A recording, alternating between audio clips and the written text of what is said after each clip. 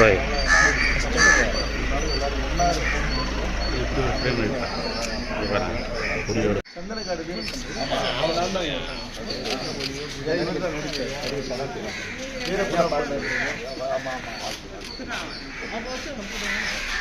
மலையில ஒரிஜினலா அந்த இடத்துக்கு போயிருக்கேன்.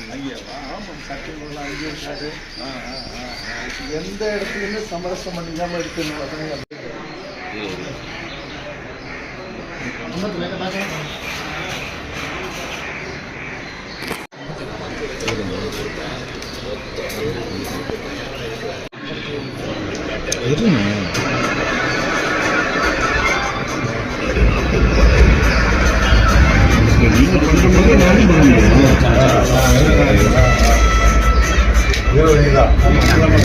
எல்லா பெரிய நடிகர்களும் இருக்காங்க.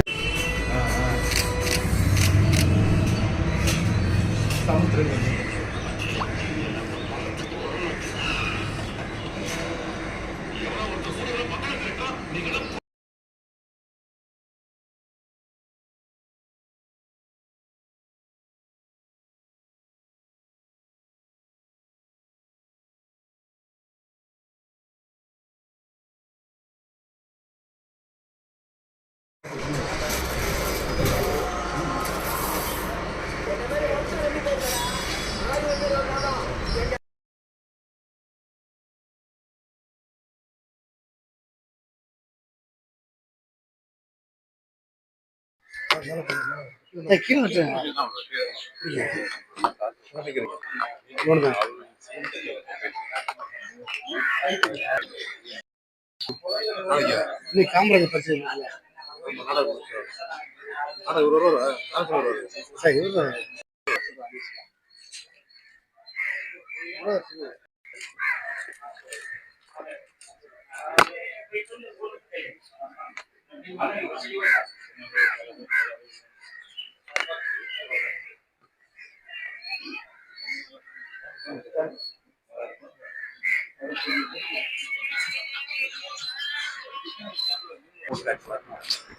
நல்லபடியாக இயக்கியிருக்காங்க. தயாரிப்பாளர்களுடைய வாழ்த்துக்கள் நன்றி, இயக்குநருடைய வாழ்த்துக்கள். இந்த படம் நல்லா வரும், சின்னவங்க வெளிவரும் என்ற நம்பிக்கை எனக்கு இருக்கிறது. முழு படத்துடைய கதை அப்படின்னு பார்க்கும்போது எல்லோரும் ஒற்றுமையாக இருக்குன்ற ஒரு எண்ணத்துல கொடுத்துருக்காங்க. அவங்க பாராட்டக்கூடிய ஒன்று. எல்லோரும் ஒற்றுமையாக இருக்கிறது நல்லது. வாழ்க்கையில் வந்து எல்லோரும் ஒற்றுமையா இருக்கணும்ன்ற ஒரு கருத்து நிறைவேற்றுவது முக்கிய நோக்கம். பாராட்டக்கூடிய வாழ்த்துக்கள்.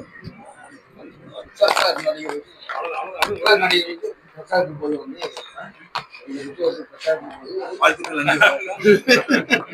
நீங்க சொல்லுவீங்க.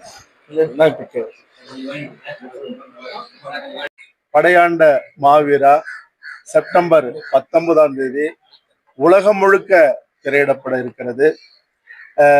நாங்கள் எப்பொழுதும் பெரிதும் மதிக்கிற ஒரு அழுக்கற்ற ஒரு அரசியல்வாதியாக தொடர்ந்து பல முறை முதலமைச்சராக இருந்த எங்களுடைய ஐயா புதுவை முதலமைச்சர் அவர்களை நேர்ல சந்திச்சு எங்களுடைய படத்தின் முன்னோட்டத்தை பாடல்களை நாங்கள் அவருக்கு காட்டினோம். ஒரு தாய்மை குணத்தோட அதை அவர் ரசிச்சு கொண்டாடி ஊடகவியலாளர்கள்லாம் பார்த்து ரொம்ப நல்லா இருக்குல்ல, உங்களுக்கும் பிடிச்சிருக்கா அப்படின்னு கேட்டு எங்களை மனமோந்து அவர் வாழ்த்தினதும் ஆசீர்வதித்ததும் எங்களுக்கு மறக்க முடியாதது. ஏன்னா இங்க பாண்டிச்சேரிக்கு அருகில் இருக்கிற பண்ருட்டி, விருத்தாச்சலம், நெய்வேலி, கொஞ்சம் தள்ளி இருக்கிற அரியலூர், கும்பகோணம் இந்த பகுதிகளில் படப்பிடிப்பை நடத்தி அதுவும் தமிழ் திரைப்பட உலகில் இருக்கிற மிக முக்கியமான நடிகர்கள் சமுத்திரகனி, சரண்யா பொன்வண்ணன், இளவரசு, ஆடுகளம் நரேன், இப்படி நெல்கள் ரவி, தலைவாசல் விஜய், இப்படி எண்ணற்ற கலைஞர்கள், பாகுபலி வில்லன் பிரபாகர், மதுசூதன ராவ், இப்படி பல பல கலைஞர்கள் இந்த படைப்புல நடிச்சிருக்காங்க. 2 முறை தேசிய விருது வாங்கின ஜிவி பிரகாஷ் அவர்கள் இசையமைச்சிருக்காங்க. சாம்சியஸ் பின்னணி இசை, புஷ்பா 2க்கு அப்புறம் அவர் ரொம்ப விரும்பி பின்னணி இசையமைச்சிருக்காரு. இந்த படைப்பை தயாரிச்சதும் நம்ம மண்ணுல நம்ம பக்கத்துல இருக்கிற தயாரிப்பாளர்கள். VK புரொடக்ஷன் சார்பாக நிர்மல் சரவணராஜ், கிருஷ்ணமூர்த்தி அவர்களோடு இந்த படைப்பை தொடங்கினதே குரலமுதன் அவர்கள், உமாதேவன் ஐயா அவர்கள், கிரியாடெக் பாஸ்கரன் அவர்கள், பரமேஸ்வரி குமரேசன் அவர்கள், இப்படி எல்லாருமாக இந்த மண்ணுக்குரியவர்கள் ஒரு பிரம்மாண்டமான 13 கோடி ரூபாய் உள்ள ஒரு பிரம்மாண்டமான ஒரு படைப்பை படைச்சு இன்னைக்கு உலகம் முழுக்க ஒரு பெரிய எதிர்பார்ப்போட படையாண்ட மாவீரா திரைக்கு வருது. இந்த படைப்பை நான் உரிமையோட கேட்டுக்கிறேன். ஏன்னா இந்த படைப்பை தொடங்கி தோழர் தமிழரசன் உண்மை வரலாறுகளை மட்டுமே எடுத்துக்கிட்டு இருக்கேன். நான் ஏற்கனவே சந்தனக்காடு மாவீரன் வீரப்பனார் வரலாறு எடுத்தேன். தமிழரசன் வரலாறு அடுத்தது வரும். அதுக்கு அடுத்தது என் தாய்க்கு சமமான தலைவர் பிரபாகரன் வரலாறு எடுக்க இருக்க. அது எல்லாத்துக்கும் இந்த படைப்புங்கிறது ஒரு மிக மிக முக்கியமானது. அதனால திரையரங்குக்கு சென்று இந்த படைப்பை பாருங்க. ஒரு நல்ல படைப்பை எடுத்துட்டா கம்பீரமா நிக்கலாம். அதனால எங்கள் படைப்பை தமிழ் உலகம் செப்டம்பர் 19 இருந்து கொண்டாட போகுதுங்கிறது ஒரு பெரும் மகிழ்ச்சி தருது. அதுக்கு முன்னாடி எங்கள் ஐயா புதுவை முதலமைச்சர் எங்களை வாழ்த்துனதும் ஆசீர்வதித்ததும் எங்களுக்கு ஒரு பெரும் நிகழ்வு. நன்றி. திரையுலகத்துல